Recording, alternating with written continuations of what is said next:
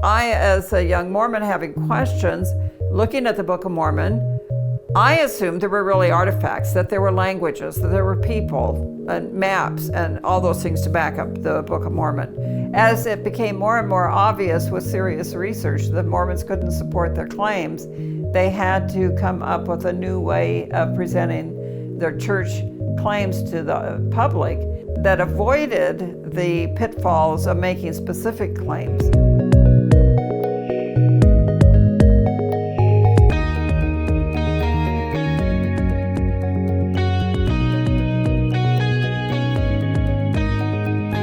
I am more and more having people come in and tell me of they're trying to talk to a Mormon friend or neighbor or something of how frequently Mormons are now saying to them, well, that's your truth, I have my truth, you have yours. Or they're saying that you're being too nitpicky, you just take the big picture, it helped my family, it got my son off drugs, or whatever. It seems that the younger generation is not concerned about absolutes. So they are approaching religion this way. You know, it's close enough for what I'm concerned about. And I'm hearing more from people that say, when they bring up historical issues, oh, that was a long time ago. That doesn't matter anymore. I mean, you just go, is it true for you today? You know, this works for me.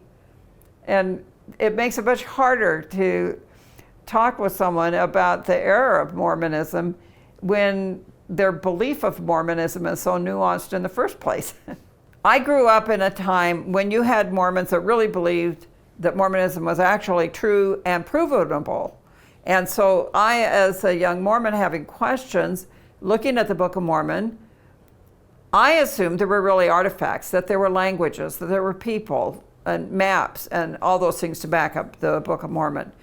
It wasn't until people started challenging me about, like, where, you know, so they've shifted because they can't come up with answers about archaeology and the languages and the people group and all that. So they've had to shift the argument. So the emphasis now is on let's be positive. Well, of course, that's part of American culture too, of just we all need to be positive and supportive of one another, and let's not have dissension.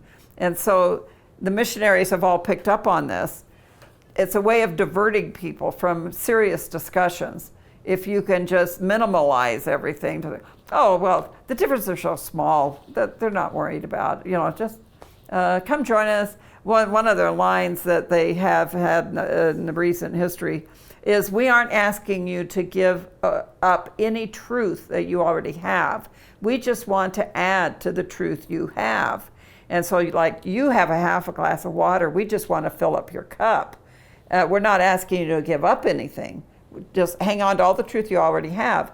But they don't define what the truth is you already have and what they're going to fill the cup up with. They just want to make it all vague. It's fundamentally different when you say God has once been a man on another planet.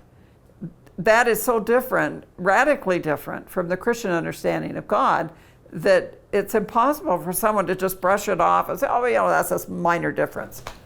Yeah, well, yeah, their God is a creature. I mean, finite or infinite. I mean, it's finite creature. It has a beginning, is dependent on everything that it lives off of, and there was a time before it existed, and they hope to be one themselves. You know, I mean, now one of the things that this helped me as growing up as a Mormon, not as a Mormon, growing up in a family of Mormons, was that I knew that they really believed these things, you know, eternal progression and so on. So I think I was a little surprised when they really started to push, well, there's really no difference, we're Christians, which I think they did probably in the 90s more than before. Seemed to me that there was a time when Mormons said, no, we're different, you know, we have the truth. Yeah. You guys really are off base so far, you need to become a Mormon. That changed, and I remember Michael Quinn giving a talk at Sunstone where he was furious about the playing down of historic Mormon truths. This is a Mormon historian who was excommunicated, but he said, he brought up the whole issue of eternal progression, and he accused Mormons of trying to suck up to evangelicals and things like that. I think that dishonesty is really, at least in my experience, from my own background, it wasn't always there. I think that's true. The emphasis changed. Well, as it became more and more obvious with serious research, the Mormons couldn't support their claims. They had to come up with a new way of presenting their church claims to the public, and that avoided the pitfalls of making specific claims. And so their lesson manuals show this, that where there is a simplifying of Mormonism in everything that makes it so vague that the young people coming up think the vagueness of their doctrine is the real belief system.